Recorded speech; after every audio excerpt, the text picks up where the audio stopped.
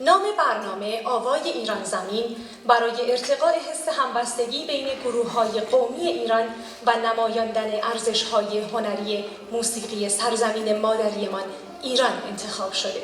هنرمند برجسته کشورمون استاد مجید درخشانی گروه عندلیب به سرپرستی شاهو عندلیبی رو همراهی می‌کنند.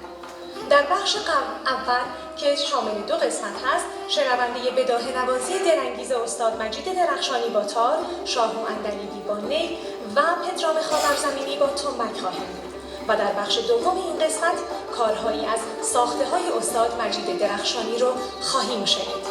همراه با دستان گرم شما دعوت می‌کنم از حضور استاد مجید درخشانی، شاهو عندلیبی و پدرام خاورزمینی.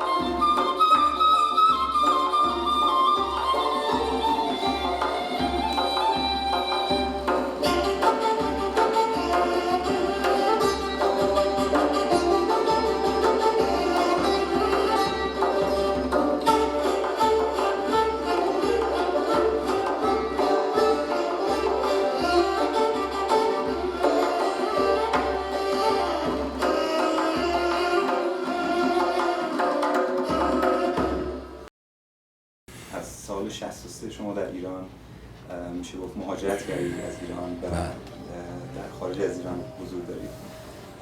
از سال 63 تا به امروز موسیقی ایران رو اگر بخوایم جمع‌بندی کنیم و اگر بخوایم امروز نگاه کنیم ببینیم موسیقی ایران در خارج از مرزهای ایران در کجا ایستاده و چه تحولات عظیمی بر سرش اومده در این طول این چند دهه، فکر می‌کنید مهمترین نکته‌هایی که میشه در مورد موسیقی ایران در مهاجرت گفت چی میشه؟ بله، سلام عرض میکنم خدمت عزیزان. خدمتتون بگم که سوال بلندیه و جوابش هم خیلی بلنده، ولی سعی میکنم مختصر بگم. ببینید موسیقی ایران از چند سال قبل از انقلاب به اوجی گرفت دیگه، از همون برنامه‌های جشن هنر رو نمیدونم به حال جشن هنر یه فستیوال بزرگ بود. یواش یواش نوعی از موسیقی ایرانی که فراموش شده بود، اونم در حقیقت یه برگشت به گذشته بود. یک نوع از موسیقی که تقریبا میشه گفت از موسیقی قدیم اقتباس شده بود توسط گروه‌های موسیقی خوب مثل گروه شیدا، گروه استاد پایور، گروه عارف و ارکستر تلویزیون ملی ایران. این اوج به وجود اومد و مردم دوباره بعد از سالها که اون برنامه‌های زیبای گلها رونقش دیگه از دست داده بود و یا آدم‌هایی که در گلها فعال بودن همه از دنیا رفته بودن و دیگه اون کیفیت سابق را نداشت، یه دفعه دوباره موسیقی ایرانی گور گرفت و با کیفیت خیلی خوب به دست یه نسل جوان تقریبا افتاد و مردم هم علاقه کافی نشون دادن. The meeting of the East and West here, how do you think it should affect Persian art and culture? I think personally that we should keep our music, our traditional music the same as it was. We shouldn't change it at all. Iran is modernizing all the time. Do you think that Persian art should modernize also? It's not modernize, but change and become from his time, yes. Westernized itself? No, westernized, no. دوران اوج انقلاب شد، درست وسط این دوران اوج بود، واقعا در بهترین موقعیت خودش بود موسیقی ایرانی. بعد از انقلاب این ادامه پیدا کرد ولی نه به صورت کامل. به طور مثال تمام مراکز پخش موسیقی مثل CD فروشی ها اون موقع حالا کاست بود و مغازه‌های زیادی در تهران بودن، در شهرستان‌ها بودن که این کارها رو پخش می‌کردن. اونا کلاً تعطیل شدن همون یک سال اول انقلاب. و این مسئله باعث شد که ارتباط یک موسیقیدان یا آهنگساز یا خواننده اون ارتباط از دست رفت. یعنی این وسیله‌ای که مرتبط میکرد یکیش کنسرت بود که کنسرت به کلی ممنوع شد و یکی هم انتشار اثر موسیقیایی که در مجموع میتونم بگم همه چیز تعطیل شد. ولی در همین دورانی که همه چیز تعطیل شد، خب یه سری هنرمندای دولتی داشتیم که اونا طبعا کارشون از دست دادن یا بازنشست شدن و یه سری موسیقیدانان آزاد داشتیم که گروه شیدا عارف یکی از اونا بود به سرپرستی استاد لطفی، استاد مشکاتیان و استاد علیزاده. ما هم موقع که خیلی جوان بودیم نوازنده‌های این گروه بودیم و جزو اعضای شورای در تأسیس این کانون چاووش بودیم و اون موقع خب موسیقی خیلی طرفدار زیادتر، خیلی بیشتر از حالا داشت. یه دوره‌ای بود که دیگه کنسرت اینا ممنوع بود و نگاه اصلا به موسیقی یه جور دیگه بود. در اون دوره واقعا تنها مرکزی که خوب کار کرد همین مرکز کانون چاووش بود. کانون چاووش هم بعد از 4-5 سال بعد از انقلاب به حال به خاطر جریانات سیاسی و این چیزا به تعطیلی اجباری کشونده شد. ولی علاقه مردم همچنان برقرار بود و بهترین دوران همون دوران بود که موسیقی رو حالا به شکل سرود و آهنگای انقلابی آزاد کردن. ولی این آزادی کامل نبود. به هر حال از شروعش که آزاد شد تونستیم کاست‌ها رو منتشر کنیم. همون اوایل کار بود که یه دفعه خوندن خانم‌ها ممنوع شد و نیمی از موسیقی در حقیقت ممنوع شد و دوران سختی بود از نظر نگهداری ساز، حمل ساز. واقعا سازو باید کارت می‌گرفتین از وزارت ارشاد برای مثل یک اسلحه بود ساز. و تو این دوران به حال یه عده کار کردن، یه عده مثلا دست از کار کشیدن. دوران سختی بود ولی در نهایت نتیجه اون دوران قبل از انقلاب منتقل شد به بعد از انقلاب و در یه دوره خیلی خوب تو دهه دیگه 60 و 70 داشتیم که موسیقی ایرانی خیلی طرفدار مردمی پیدا کرد، در بخصوص در نسل جوان و روشنفکر واقعا جایی پیدا کرد که اینش خیلی ارزش داشت. ولی متاسفانه باز با از دست دادن یه سری از بزرگان و یه مقداری هم فشارهایی که در ایران بر روی موسیقیدانا بوده و هست همچنان، در همین اثر این چیزا یواش یواش کیفیت کارا نازل شد و از این دوران اوج خوب استفاده نشد. برای اینکه موسیقیدانای گردن کلفت مثل استاد مشکاتیان، استاد لطفی، اینا آقای لطفی که اصلا ایران نبود، آقای مشکاتیان هم چندین کار درجه یک کرد، آقای علیزاده از ایران برگشت باز چند تا کار خیلی خوب ارائه شد، مردم خیلی استقبال کردن، ولی محدود شد به همین 2-3 نفر و نسل جوانی که وارد میدون شد هنوز اون کیفیت رو پیدا نکرده بود، هنوز اون چیزایی که باید یاد میگرفت در دوران آموزش یاد نگرفته بود به دلیل که استادای مقدار ایران نبودن. از توشون خب چهرهایی پیدا شدن که خیلی زحمت کشیدن، هنوزم دارن کار میکنن تو موسیقی، ولی نهایت 20-30 سال اخیر افت کرد موسیقی ایرانی. یعنی یواش یواش شنونده عام خودش از دست داد و موسیقی خواص شد، هرچند که موسیقی خواص بود مثل شعر حافظ که شعر به هر حال درست مردمیه ولی خیلی از خواص اونا خوب درک میکنن. مردم رابطه احساسی دارن با موسیقی، با هنر و این رابطه احساسی رو مردم حفظ کردن تا یه دوره‌ای، ولی به تدریج در اثر پخش نشدن از آثار خوب موسیقی ایرانی، چه حالا به صورت انتشار و چه در رادیو تلویزیون صدا و سیما که واقعا بزرگترین لطمه رو به موسیقی زد، گوش مردم رو با یک نوع موسیقی در حقیقت تحمیل کرد. این نوع موسیقی رو چون مردم خب صبح تا شب رادیوشون روشن بود، تلویزیونشون روشن، نوعی از موسیقی که سلیقه مردم رو به حال خیلی آورد پایین و یواش یواش مردم فاصله گرفتن از نوع موسیقی فاخر که حالا اصطلاح فاخر هم از خود یکی از وزیرای ارشاد ایرانه، ولی کلمه مناسبیه، موسیقی فاخر ایرانی. و بعد یه سیستم مجوز درست شد که موسیقی مجوز بگیره که همینجا به نظر من خرابی آغاز شد. گروهی اومدن به عنوان شورا نشستن که آثار موسیقی رو گوش بدن بگن این مجازه این غیر مجاز. اصلا این چیز غیر ممکنه، ما نمیتونیم بگیم این مجاز این غیر مجاز و هر کسی میتونه یه نظریه سلیقه داشته باشه، ولی خب شورای درست شد و اینا هم حقوقی باید میگرفتن، هفته چند بار جلسه تشکیل بدن و هفته یه بار 2 بار و آثار رو بررسی کنن. نتیجهش این شد که همه چی اومد تو بازار، حتی آثار فاخر گاهی مجوز نمیگرفت ولی آثار به قول اینا مبتذل یا سبک خیلی راحت مجوز میگرفت و در بازار پخش میشد و تبدیل شد به یک زدوبند و یک همه چیزایی که در ایران هستی مافیا شد و همچنان هست و کسانی که به صورت آزاد کار میکردن به خصوص توی این نسل جوان و نوجوانی که به هر حال توی این 20 سال اومدن تقریبا اکثر اونایی که من میشناختم حداقل 12 سال ایران بودم بعد از آلمان اکثرا این جوونا پاسیو شدن و نتونستن کار کنن یعنی شرایط کاری اصلا براشون فراهم نشد برای اینکه دولت هیچ کمکی نمیکرد به موسیقی هیچ کمکی اگر شخصی افرادی بودن کمک میکردن یواش یواش این بچه‌ها کشونده شدن به تدریس و بزرگترین سهم برای یک موسیقیدانی که مثلا کسی که آهنگساز خوبیه نوازنده خوبیه هفته 5 روز به شاگردای مبتدی درس بده یعنی به اجبار برای گذران زندگی و چون حمایت نبود یواش یواش افت کرد وگرنه ما از تعدد نوازنده خوب با کیفیت چیزی کس نداریم خیلی هم اضافه شدن یعنی اون موقع تو دوران چاوش مثلا 2 تا 3 تا نوازنده نی بودن مثلا 2 تا کمانچه هم بود الان هزارها هزار ولی کیفیت خیلی افت کرد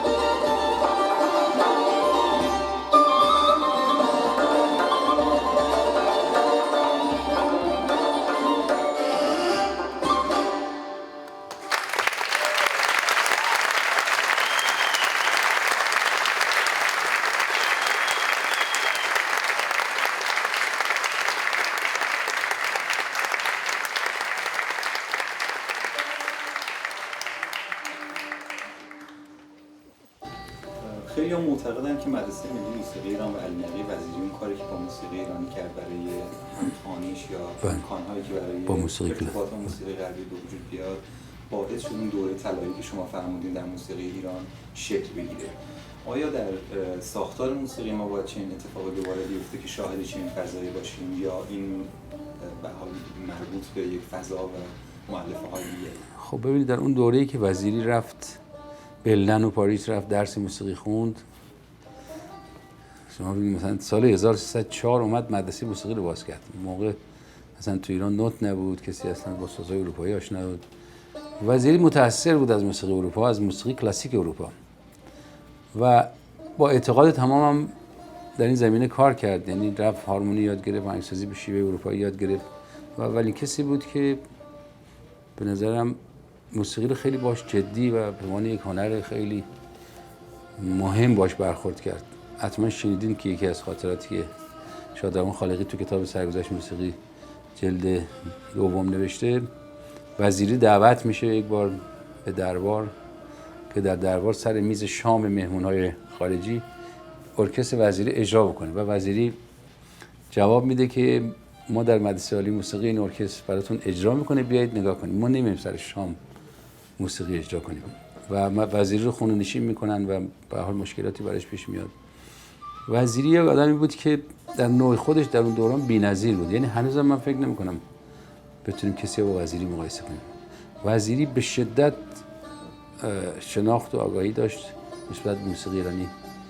در زمانی که میرزا حسین قلی میرزا عبدالله درس ردیف میدادن وزیری تمام ردیف‌های اینا رو مینوشت و میزد خود اینا تعجب میکردن یعنی تمام سیستم موسیقی قدیم رو خوب بلد بود در تار نوازیش هم مشخصه ولی وزیری یک آدم مبتکری بود به هر حال دنیا دیده بود و موسیقی‌های دیگه دنیا رو شناخته بود و سعی کرد از امکانات سازش که تار بود حالا سوای آهنگسازی که به نظر من در آهنگسازی نظیر ندارن یک سری قطعاتی ساخت برای تار که معمول نبود حالا از شیوه‌های اروپایی گرفت از هر جا گرفت و تحول عجیبی در ساز تار ایجاد کرد.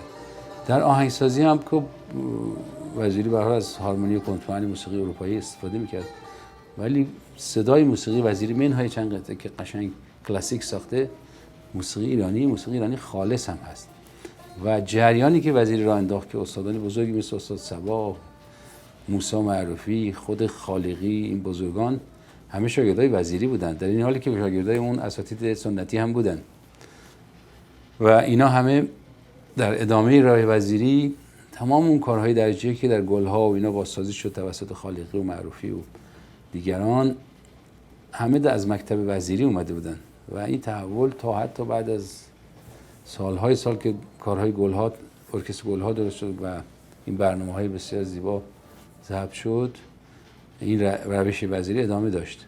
منتها همیشه هر حرکتی دشمن داره، ناراضی داره و وزیری هم داشت. یعنی وزیری رو مثلا در یه زمانی که مدرسه عالی رو باز کرده بود، یه کاریکاتوری یه روزنامه انداخته بود که وزیری با تیشه داره تمام سازهای ایرانی رو خرد میکنه و خالقی نوشته که ما همه نگران بودیم اگه وزیری اینو ببینه چی میشه و حالش خیلی بد میشه.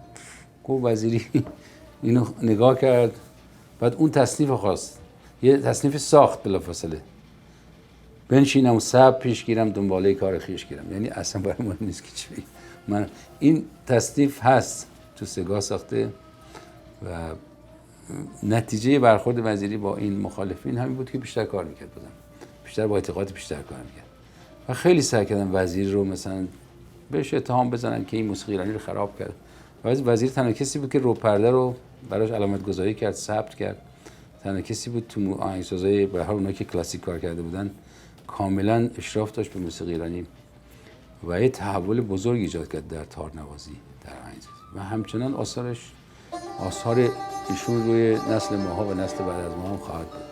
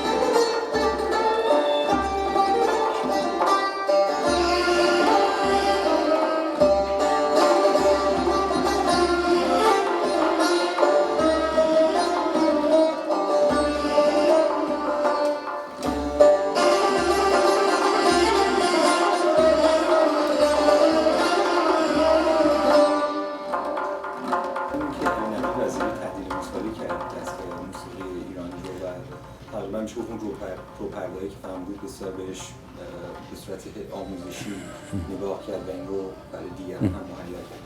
خیلی از منتقدان باور دارن که این روپرده‌ها باعث شد که سازهای ایرانی در سطح تبخور بمونن و در تلفیقشون با سازهای دیگه یا در اینکه بتونن در ارکسترهای بین‌المللی شرکت کنن این راه بهشون بسته شد.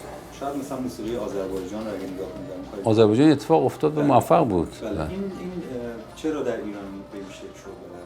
من فکر کنم یه مقدار تعصب بود که یه مقدار موسیقی‌ها داشتن. وزیری که نیامد فقط با در هم رو تعدیل شده ها در حقیقت با حذف روپرده فقط موسیقی کار کنه. اکثر موسیقی وزیری حتی ارکستر داشت، ارکستر به سبک معمول اسمش رو صفحه‌های گرامافون است که اینا فقط ارکستر سازهای ایرانی بود و وزیری اومد فقط بمتا رو اضافه کرد به مجموعه سازهای ایرانی، ساز جدید اضافه کرد که الان هم داره استفاده میشه. وزیری کسی نبود که بخواد موسیقی ایرانی رو کنار بذاره، مثلا نوع فقط کلاسیک رو رواج بده و خیلی شدید کارهای وزیری ایرانیه و رو پرده ها رو حذف نکرد وزیر. در آذربایجان حذف کردن، خب نوعی دیگه موسیقی وجود اومد و اونجا چون حمایت شد به نتایج خوب رسید و اون اتفاق در اونجا افتاد. ولی وزیری اومد حتی برای رو پرده ها چیز گذاشت، از حروف ابجد، همین سوری کرون اینایی که میگیم ابداعات وزیریه، اینا رو ثبت کرد. ولی خود رو پرده ها رو تعدیل نکرد، برای اینکه رو پرده در موسیقی ایرانی درست رب نیست، یه ذره این ور اون وره. یعنی شما اگه 10 تا تار 10 تا استاد بزرگ رو بردارید پرده‌هاشو مقایسه کنید، می‌بینید اینا یه اختلاف کوچیک در رو پرده دارن. یعنی هر نوازنده به سلیقه و حال خودش اینا رو بالا پایین میکنه. از این نظر وزیری در ارکستر حتما رو پرده رو تعدیل کرد برای اینکه ارکستر تمیز صدا بده. ولی فکر نمی‌کنم هیچ نوازنده ویرتوز موسیقی ایرانی مثلا با هم پرده‌های تعدیل شده رو پرده نوازندگی کنه. اصلا برای سگاه و برای ترک کرون‌ها فرق میکنن، بستگی به مقدار ویبره است و وزیری به نظر من خیلی هم حفظ کرد اینا رو. جناب استاد، اگر تار رو به عنوان یک ساز اصیل ایرانی در نظر بگیریم، آذربایجان همچنین احساسی رو نسبت به تار داره و با اعتقاد در جشنواره بله. موضوع داشتن. در مورد این ریشه‌های موسیقایی که فراتر از مرزهای ایران است می‌فرمایید. ببینید ما در مورد موسیقی خیلی در گذشته دورتر نمیتونیم خیلی اطلاعات دقیق میتونیم نظر بدیم، حدس و گمان بزنیم، چون که وسیله چیزی که ثابت کنه حرف ما درسته وجود نداره. اگه بخوایم به این نقش‌ها، برجسته ها و به اون مینیاتورها اینا نگاه کنیم، خب اصلا سازهای ایرانی یه چیزای دیگه بوده. حالا مثلا عود ساز اول بوده، چنگ مثلا ساز مهمی بوده. به هر حال تغییر کرده در گذر زمان. موسیقی ایرانی که البته به نظر من تغییر نکرده، همونجوری که زبان فارسی این همه قرن‌ها تغییر نکرده، دلیل نداره موسیقی ایرانی تغییر کنه. به خصوص زبان فارسی و موسیقی ایرانی خیلی جفت جدا نشدنی هستند. ببینیم الان ما تار داریم، آذربایجان هم تار داره، ما کمانچه داریم، آذربایجان هم کمانچه دارن. قطعا اینا از یه ریشه بودن دیگه، نمیتونه دو تا ساز مستقل باشه اینقدر به هم شبیه باشه.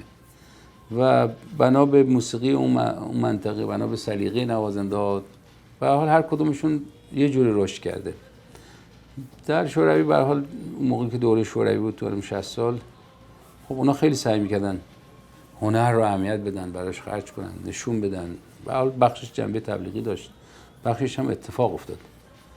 مثلا ارکسترهایی که در اون دوره که ما اصلا هنوز ارکستر گلهام تشکیل نشده بود، ارکسترهایی در اونجا درست شد با همون شیوه کلاسیک، ولی موسیقی آذربایجانی در ما مثلا بچگی میادم اون کار امیروف شور فکر می‌کردم مثلا موسیقی ایرانیه، اینقدر که شباهت‌هایی داشت. و در از زمینه علمی، از نظر کلاسیک موسیقی خیلی آذربایجان پیشرفت کرد نسبت به ما. ما یه مقدار تو تعصباتمون موندیم و موسیقیدانای ما حتی امروزی ها هم چند نفری هستن هنوز اون تعصبا رو دارن و میگن دست نباید بخوره. خب پس چجوری خودشو با زمانه هماهنگ کنه؟ من اعتقاد دارم موسیقی ایرانی این توانایی رو داره که اگر آهنگسازی روش خوب کار کنه و با شناخت کار کنه امروزی هم بشه. برای اینکه مردم امروز وقتی میتونن غزل فارسی رو بخونن لذت برن، میتونن از موسیقی ایرانی لذت برن. منتها خب احتیاج به تزیین داره، احتیاج به آرایش داره، احتیاج به آگاهی داره، شناخت داره که اینا کم شده. و در موسیقی آذربایجان اتفاقات افتاده، یعنی اونا خیلی از ما جلوتر رفتن در این زمینه‌ها. ولی ما در مورد ساز ایرانی به عنوان یک ساز بداهه پرداز که یک نوازنده بداهه پرداز یا بداهه نواز و همین داره میزنه مثل استاد شهنداز، مثل استاد لطفی، از اون نظر موسیقی ما خیلی جلو رفته. یعنی ما بداهه پردازایی داریم که در تاریخ کارشون میمونه و مونده.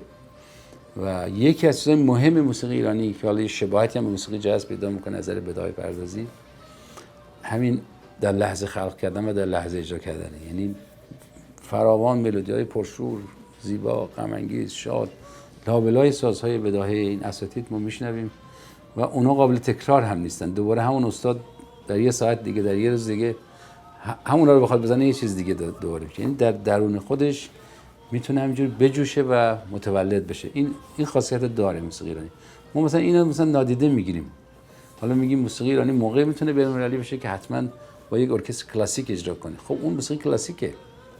یعنی ما هم حتی مردم ایران هم فکر می‌کنن مثلا یک چیزی با ارکستر سمفونیک اجرا شد دیگه جهانی شده. موسیقی ایرانی اولا که با ارکستر سمفونیک به اون شکل موسیقی ایرانی 100% قابل اجرا نیست. یعنی که ما رو پرده‌هامون چیکار کنیم؟ اون وقت برای روپرده باید ساز ایرانی بیاد، خب دیگه ایرانی میشه دیگه. ولی این تصور که اینجوری موسیقی ما جهانی بشه من اعتقاد ندارم. من فکر می‌کنم موسیقی ایرانی به همون شکلی که هست باید جهانی بشه، همونجوری که موسیقی هندی، موسیقی چینی و موسیقی کشورهای مختلف همونجوری که هستن در دنیا مطرحن. یعنی استادای بزرگ موسیقی هند میان میشینن ساعت‌ها بداهه پردازی میکنن و اروپایی‌ها، آلمانی‌ها، حتما اینجا فرق نمی‌کنه، از هر ملیتی میان ساعت‌ها گوش میدن. موسیقیشون همون موسیقی سنتیشونه، یعنی نمیان به خاطر اینکه حالا شنونده اروپایی مثلا 4 تا چیز اروپایی قاطی موسیقیشون کنن. و تو این زمینه ما ضعف داریم. یعنی ما اگر یه استاد بزرگی مثل استاد لطفی میاد بداهه پردازی کنه، هنوز دنیا نمیشناستش، برای اینکه در این زمینه کار نکردن اصلا. یعنی دولت‌ها باید کار میکردن.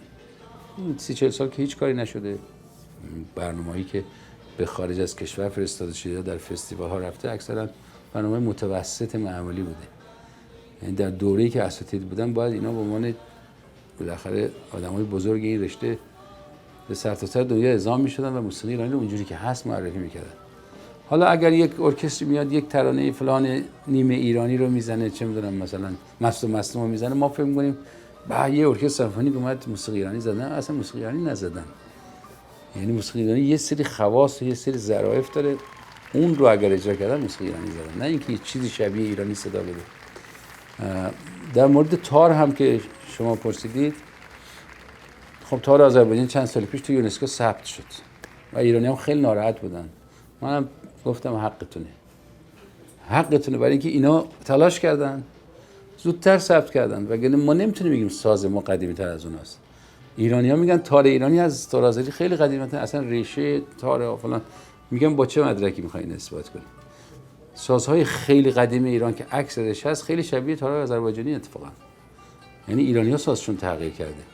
بنابراین دستشون درد نکنه آذربایجان تار رو ثبت کردن، حالا به اسم آذربایجان یا به اسم ایران. ما که چیز نیستیم به حال اونجوری چی میگن کلمه شدم رفت.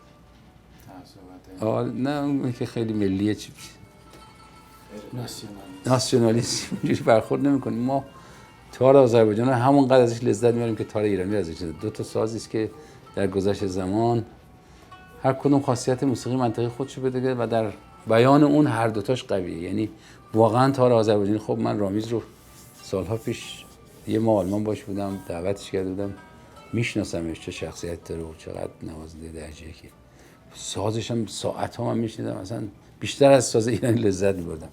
اون داره اون موسیقی اونجا رو با اون قدرت بیان میکنه، تار ایرانی برای موسیقی ایرانی رو با قدرت بیان میکنه. دو تا سازم فقط اسمشون و شباهت به هم زده، ولی دو تا ساز مختلفن. ما اصلا نباید فکر کنیم والا اونا جلو رفتن یا ما جلو رفتیم.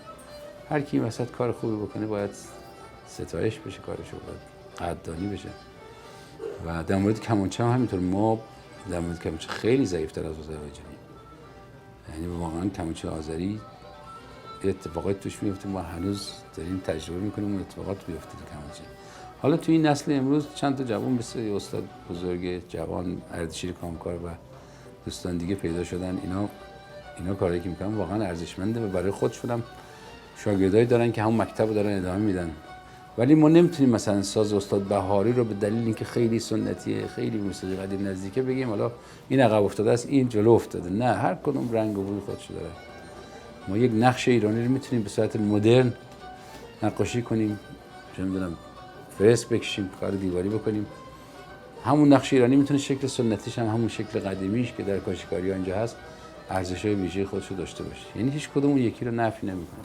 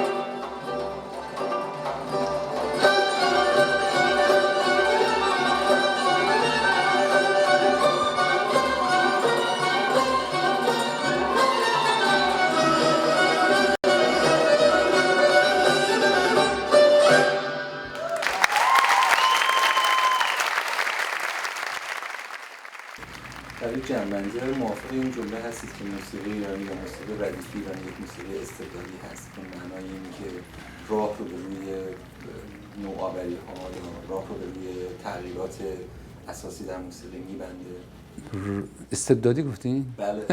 یک واژه موسیقی ایرانی بیچاره جون نداره که استبداد داشته باشه. تو سری خورده است. ولی من یه چیزی بگم، من میگم موسیقی ایرانی اصلا کاری نداره به اون نوع موسیقی دیگه. من فکر کنم آهنگسازای ما، نوازنده‌های ما اینجا مشکل دارن و از اون ور موسیقی پاپ رو آدم میشنوه، پاپ دوره قدیم رو میشنوه، مثلا یک کیفیت دیگه داره، اشعارش، موسیقیش. موسیقی پاپ کشورهای مختلف من شنیدم، مال ترکیه رو، ارمنستان رو، حتی کشورهای عربی، همشون وقتی میشنوی میگی این پاپ مثلا ترکیه است، این رنگ و بوی اون موسیقی اون منطقه توشه. یا در موسیقی پاپ ارمنستان خود وجود ساز دودوک اون فضا رو ایجاد میکنه، کما اینکه خود ملودی هم اون فضا و اون چیزو داره. ولی موسیقی پاپ، موسیقی برای مردمه، موسیقی چیزی که راحت هضم میشه، راحت شنیده میشه و وجودش هم ضروری است، برای یه سری از سنین نسل‌ها ضروری است. حالا ما اگر بعضیا تعصب دارن یا میگن که موسیقی ما اصلا نباید پاپ توش باشه، یه دوره بود میگفتن اصلا موسیقی پاپ نباید باشه. اصلا مگه میشه شما بگی این موسیقی نباید باشه؟ مردم چی میخوان؟ همون چیزی که میخوان باید باشه. مردم هم خب گوششون تربیت میشه، میتونه خوب تربیت بشه، میتونه متوسط، میتونه بد. و موسیقی ایرانی راه چیزی رو نبسته. شاید بگیم رو به پرده. آره، رو به پرده، چون از ارکان اصلی تشکیل دهنده موسیقی ایرانی، یعنی ما دستگاه سگار رو یا بیاتورک رو بدون رو به پرده امکان نداره بتونیم نشون بدیم. حالا شاید ماهور رو یه ذره بشه، چارگاه یه ذره بشه، اصفهان یه ذره بشه، نوا یه ذره بشه. و خود این یه معضله، یعنی رو به پرده رو برای اینکه دنیا نمیشناسه، ولی من چند تا شاهد دارم که الان دنیا میخواد بشناسه. یعنی موسیقیدانان پیشرو در تمام اروپا و اینا الان رو پرده دارن یاد میگیرن بزنن، یعنی براشون یک چیز جدیده، یک فاصله جدیده که خب تا حالا نمیشناختن. و من دیدم یکی دو تا نوازنده اصلا میزنن رو پرده، نوازنده اروپایی کار کردن، شنیدن به حال در اثر ارتباط با موسیقیدانان ایرانی، موسیقیدانان عرب که اونا رو پرده دارن. حتی موسیقی ترکیه هم بعضی جاش رو پرده داره. موسیقیایی که به حال به مناطق ما نزدیکه دارن یه سری کشفش میکنن رو پرده رو. ولی رو پرده چون خیلی چیز حساس ظریفیه، آره یه ذره مشکلی که آدم بتونه خوب ازش درست استفاده کنه. ولی من اصلا استبدادی نمیبینم. من موسیقی ایرانی رو خیلی به نظر من تو سری خورده میبینم، خیلی اذیت شده. منظورشون این بود که نمیدونم، شاید من نه سایه موسیقی ایرانی شاید سنگین بود که در واقع مختصات موسیقی ایرانی برای خودش این محدودیت رو ایجاد میکنه که خب اگه بخوام به شکل قدیم و سنتی و اینا اجرا کنیم، آره اون اصلا تمام ساختمان موسیقی ایرانیه. من فکر نمی کنم حالا موسیقی سنتی یا حالا موسیقی ملی امروزی اینا هیچ کدومش از اون چارچوب‌های موسیقی ایرانی بتونه بیاد بیرون. اون چارچوب‌ها چیه؟ یکی از مهمترین مختصات موسیقی ایرانی جمله بندیه، مثل ادبیات ایرانی. یعنی موسیقی یک جمله، یک ملودی که شروع میشه از یه جا به جا میرسه باید معنی و مفهوم داشته باشه، فعل سر جاش باشه، فاعل سر جاش باشه تا تاثیرگذار بشه. اگه این فعل و فاعل به هم بخوره تاثیر نهایی نخواهد گذاشت و شنونده رو نمیتونه جذب خودش بکنه. موسیقی ایرانی یه سری اصول در نظر جمله بندی داره که اونو فقط از طریق ردیف میشه یاد گرفت. یعنی کسی که ردیف رو درک کرد اون هیچ چیزی هم نیست که بخوایم قواعدی براش تعیین کنیم. کسی که ردیف خوب نواخت و درک کرد میتونه جمله هایی بسازه که فاخر باشن، این جمله ها سر و ته داشته باشن، معنی مفهوم داشته باشن، حس داشته باشن. ولی یه نگاه دیگه هم موسیقی ایرانی که مثلا یک آهنگساز کلاسیک ایرانی میره یه ذره با فواصل موسیقی هر دستگاهی آشنا میشه، بعد میاد فقط با این فواصل بازی میکنه، غافل از اینکه اصلا روح موسیقی ایرانی درک نکرده. بعد یه چیزی مینویسه، بعد میاد میگه من نمیدونم ما هر چی مینویسیم چرا ایرانی صدا نمیده. خب شما موسیقی ایرانی نمیشناسی حتما، اگر میشناختی جور دیگه مینوشتیم. و من فکر میکنم به همون اندازه که خب خیلی ظریف و ایناز وارد دنیا شدن خیلی ساده نیست. یعنی اینجوری نیست که خیلی سهل و ممتنع باشه و آدم سریع بتونه، ولی کسی که یاد گرفت میتونه به شکل ساده تری بیانش کنه. میتونه خیلی ما آهنگایی داریم که این 40-50 سال 100 سال اخیر آهنگای روونی بودن، خیلی زود به دل مردم نشستن. خیلی کارایی هم شده خیلی پیچیده است و خیلی سخت درک میشه. خب هم تو همه زمینه‌های هنر این چیزا هست دیگه، در موسیقی دیگه هم هست.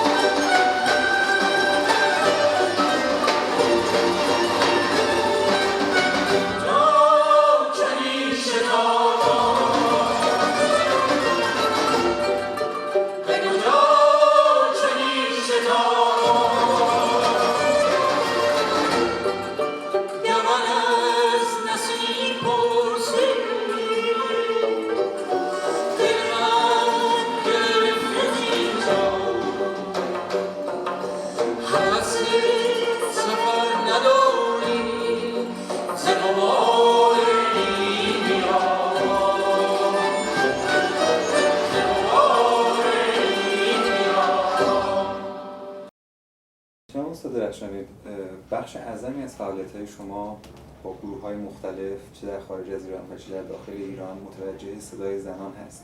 چه ضرورتی در این موضوع می‌بینید که فکر می‌کنید نیازمند این همه تلاش شما در این زمینه؟ خب اولا که نیازش خود حضور این صداست که جاش خالیه در موسیقی ایرانی و در نوعی که در ایران کار میشه، حداقل حالا در نوع انواعی که در خارج از کشور کار میشه این جای این صداها پر شده، ولی در موسیقی که در ایران تولید میشه یک نواختی بسیار بدی رسیده موسیقی ایرانی با این خواننده های بسیار متنوع و بعضی با کیفیت، بعضی متوسط، بعضی بی کیفیت که بیشتر بی کیفیته.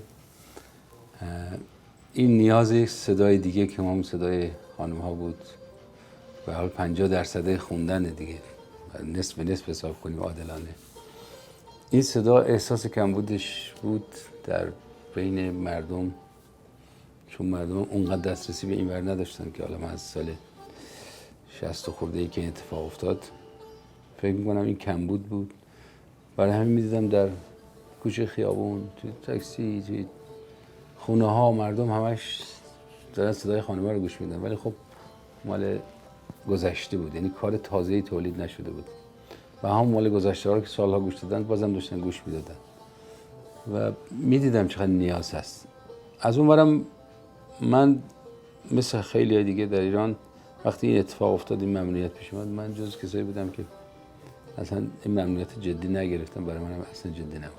یعنی من از سال 59 کار دارم با صدای خانم ضبط شده.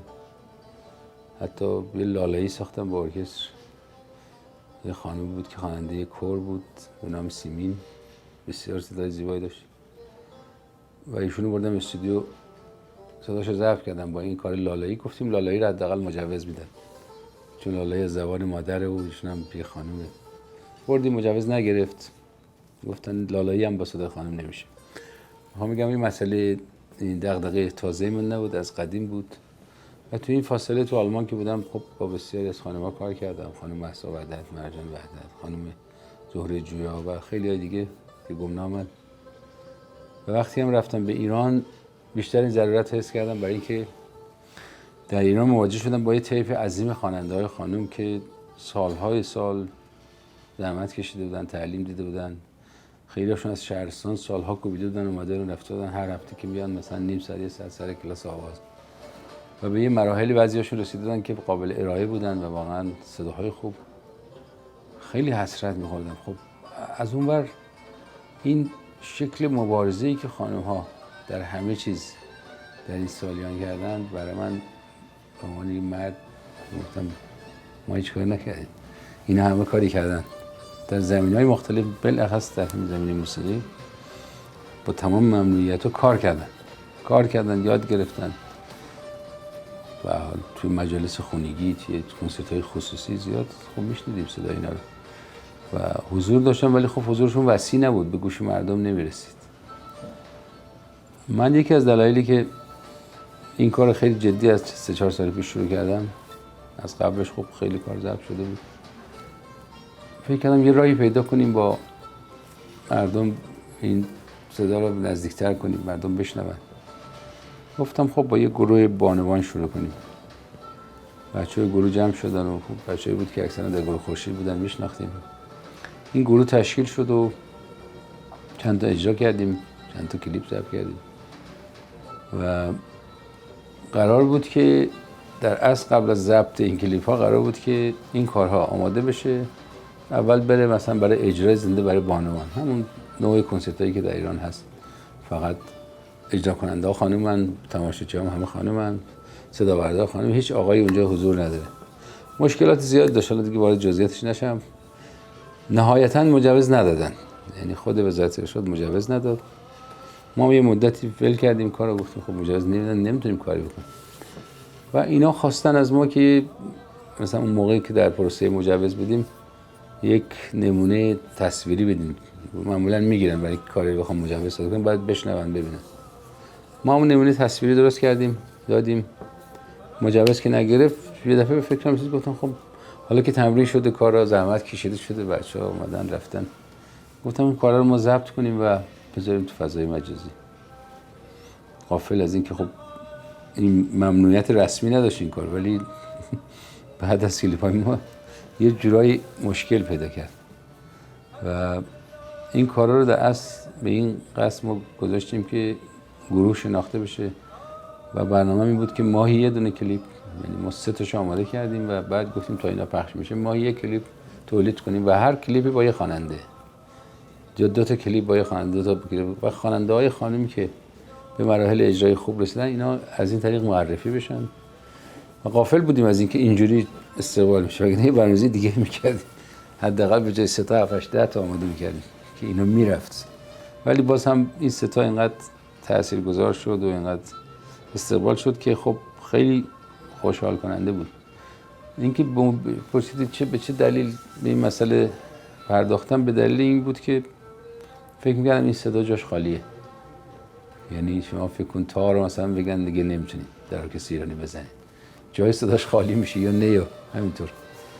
و اینکه یه چیزی بود که به شکل قانون هم نبود، بگیم مثلا این قانونی صادر شده در اینجا در این مملکت این باید نباشه، قانون نبود، فقط نظرات ضد و نقیض میومد، یکی موافقت میکرد یکی مخالفت میکرد و ما هم گفتیم خب از این فرصت استفاده کنیم، حالا که هنوز قانونی بر علیه این کار نیست، ما این کارا رو شروع کنیم و ضبط‌های بسیاری انجام دادم با صدای خانم‌ها. خب دیگه پخش نکردم اینا رو دیگه، بعد از این اتفاقی که افتاد دیگه یعنی نمیتونیم پخش کنیم برای اینکه دوباره مکافاتایی داره برام. جناب استاد، به نظر می‌رسه که رفت آمد شما به ایران هم آنچنان آسان نبوده در سال‌های گذشته. بله. و در سال‌های اخیر به سخت‌ترین میشه گفت مراحل خودش رسیده.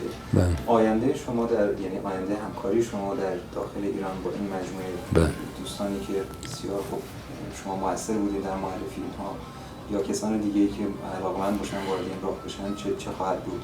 و یا دوستانی که علاقه‌مند باشن در ایران این راه رو آغاز کنن آیا دریچه‌هایی به روشون باز هست؟ دریچه‌ای که به صورت رسمی بخواد باز بشه نه، اصلا هیچ راهی رسمی وجود نداره. خب خیلی سال پیش که این ممنوعیت پیش اومد، در حقیقت این ممنوعیت برای این به وجود اومد که خانم‌ها در ایران نمیتونن رو صحنه تک‌خوانی کنن، تک‌خوانی، و نمیتونن آلبوم منتشر کنن. خب ما نه تک‌خوانی رو صحنه کردیم نه آلبوم منتشر کردیم. ما یک قطعه گذاشتیم در فضای مجازی که یک مسیر دیگه‌ای بود.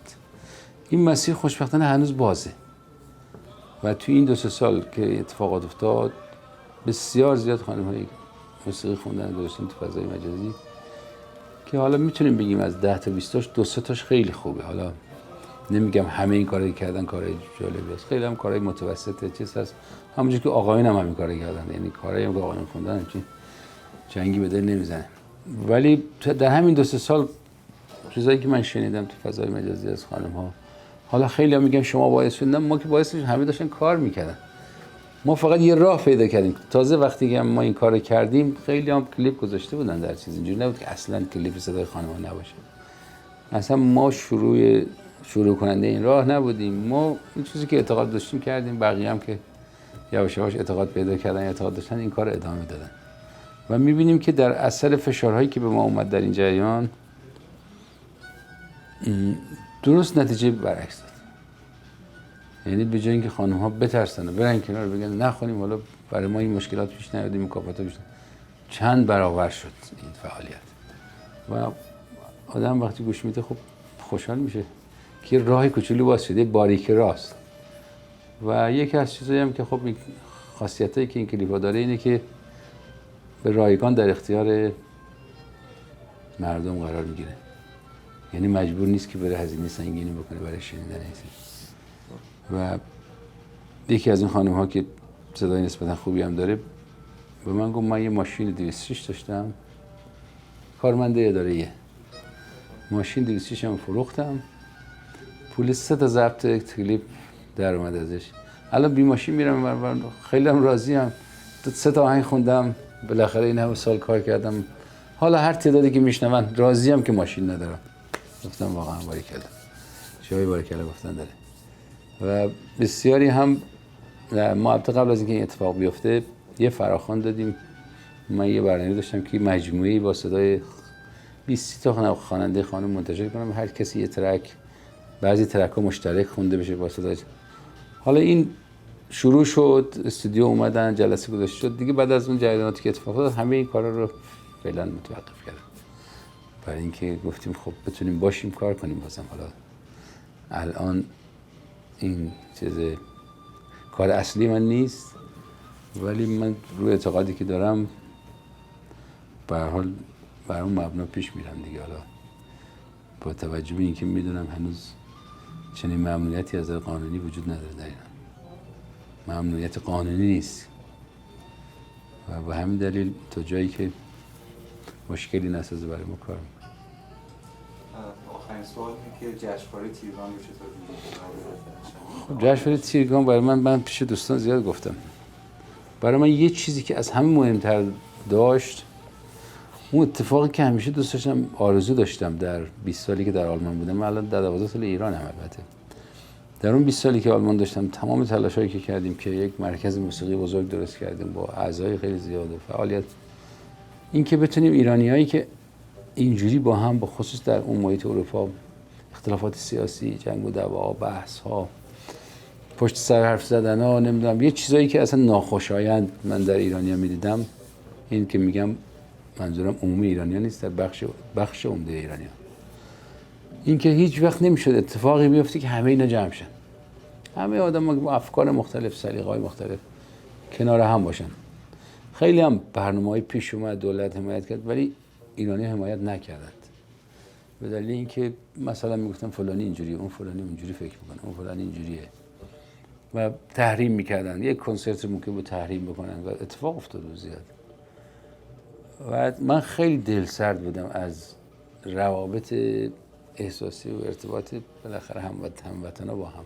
خیلی، یعنی تو آلمان یکی از چیزای عذاب دهنده برای من این بود که نتونستم دیگه تا آخر دوام برم، که میدیدم تو هر زمینه اختلاف هست، تو هر زمینه. چیزی که من در تورنتو دیدم، خب میدونم محیط تورنتو، برخورد دولت اینجا و این که ایرانی‌ها موفقن. بالاخره من تو همین 2 هفته فکر می‌کنم با تعداد خیلی زیادی دوستان آشنا شدم که همشون خوشبختانه در کارشون، زندگیشون موفقن. آدمایی بدون عقده هستن، آدمایی هستن که دوستند. خب دیدم مثلا دوستان چه کمکی، چه رفاقت‌هایی کردن، واقعا به خود ما چقدر لطف کردن و یه صمیمیتی بین ایرانی‌ها دیدم که خیلی برام جذاب بود. یعنی طوری جذاب بود، بارها گفتم ای کاش من به جای آلمان اومده بودم اینجا 30-40 سال پیش، عمرم هدر دادم. و خوشبختانه این تیرگان یکی از چیزهای مهمش اینه که ایرانی‌ها دور هم جمع کرد. یعنی آدم همین دیدنش که توی این 2-3 روز، توی این 4 روز این همه آدم اومده برنامه نگاه کردن، گشتن، غذای ایرانی خوردن، همدیگه رو دیدن. من خودم بسیار دوستانم توی این شلوغی پیدا کردم، کسایی که نه سالها ندیده بودم و این جنبش خیلی مهمه. یعنی این یک ارتباط دوستی مجدد ایرانی‌ها و هموطن‌ها با هم و استفاده از برنامه‌هایی که برای هر کسی اون برنامه پاپ براش جذاب بود، این سنتی براش جذاب بود، همه میتونستن از این برنامه‌ها استفاده کنن در کنار هم دوستانه. برای من یک آرزوی چیز محال بود، چون میگم هیچ وقت چنین اتفاقی در خارج از کشور نمیفته و دیدم به چشم می‌بینم. حالا از نظر خود محتوای برنامه و اینا خب هر کسی یه نظر داره، منم مثل بقیه نظرهایی دارم، ولی این چیز برای من از خود کیفیت برنامه مهمتر بود. و اونجوری هم که خب شاو جان چیز کردن، در ارتباط بودن، برای من تعریف کردن از بچه‌هایی که اینجا دارن کار میکنن. من همجوری مشتاق‌تر شدم که حتما در این برنامه حضور داشته باشم و در ارتباط با ما هم دوستان همه لطف کردن از همه نظر و به هر حال شاید بیشتر از اون چیزی که من خودم میگم خودم بودم برای من ارزش قائل شدن. همه اینا چیزای خوشایندی بود که از این مجموعه من دریافت کردم. از همین کتابچه‌ای که نگاه کردم همه چی اینجا همه چی حسابیه، یعنی با کیفیت، گرافیک خوب، نمیدونم، یا همین جوانهایی که اونجا کار میکردن وارد محوطه میشدی همیشه یه راهنما اونجا بود، با من بیا هر کاریشون میخواست، سازامون رو خواستیم جمع کنیم فوری یه گاری میومد. یعنی همه چیز از نظر ارگانیزه اینا مرتب بود. فقط میگم من به عنوان که بیهوده نمیخوام تعریف کنم، اینا تعریف ها بود. از نظر کیفیت هنریش من نظر دیگه دارم. یعنی من فکر میکنم مثلا به جای 4 تا 5 تا گروهی که مرتب در همه برنامه‌های ایرانی در خارج کشور هستند، به جای حتی 5 گروه، یک گروه خیلی درجه یک از ایران دعوت میشد. یک گروه جوان خوب مثلا که مورد تایید بشه، نه اینکه حالا چون این گروه جوان خوب که میگم خیلی ها در ارتباط مثلا یک گروه دعوت می‌بینیم مثلا حرفه‌ای نیستن، یعنی خیلی هستن با یک چند نفر مشورت با هیئت جوری یا با چند تا موسیقیدان در زمینه موسیقیش من فقط میگم. اگر این اتفاق هم میافتاد خیلی قشنگ بود. یعنی از هنرمندایی که ایران نیاز دارن حمایت بشن، منهای اونایی که حمایت دولتی میشن و دائم از این کشور به اون کشور هستن یا مثلا ارتباطایی دارن، همون چیزای پارتی بازیایی که در ایران رخ میده، یه دفعه ناگهان میبینی در یه برنامه دیگه هم اتفاق افتاد، یه فستیوالی اصلا کسی نشسته که در سطح اون فستیوال نیست. از کجا اومده؟ از ایران. کی آورده؟ فلان مؤسسه. منظورم این که من میگم حتما از ایران بیارن به این معنی نیست که حتما اونا همه خوبن، ولی من خیلی دوست داشتم یه چنین چیزی رو میدیدم در این برنامه‌ها، یا یک گروه خیلی خوب یا یک نوازنده خیلی خوب، یه شاعر خیلی خوب از نسل جوان هم از ایران میومد، نه فقط اونایی که در اینجا هستن. اینم خوبه که اینا کردن، ولی من خیلی از این گروهایی که تو این تلویزیون برنامه داشتن خیلیشون 10 جای دیگه هم تو خارج کشور دیدم برنامه داشتن. خیلی خوب بود اگر برخی از این موقعیت‌ها به کسانی که اصلا تا حالا برنامه داشتن در اختیارشون گذاشته میشد و حمایت میشد. وگرنه حمایت شدن خیلی ها، اصلا مشکلی نیست. دیگه از تیرگان چی بگم؟ من برام روزای خیلی خوشی بود، به خصوص اون 2 روزی کنار دریاچه بود، با اینکه خودمون اجرا داشتیم ولی تا فرصت پیدا می‌کردیم بیرون بودیم و روزهای خوشایندی بود. به خصوص این همه دیدن هموطنان کنار هم با عشق و علاقه و دوستی و مهر و چیزای خیلی خوشایند.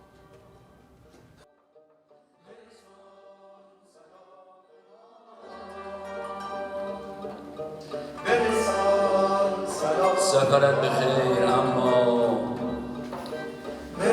تو و دوستی خدا را، چو از این کویر وحشت به سلامتی گذشتی، به شکوفه ها به باران برسان سلام. سلام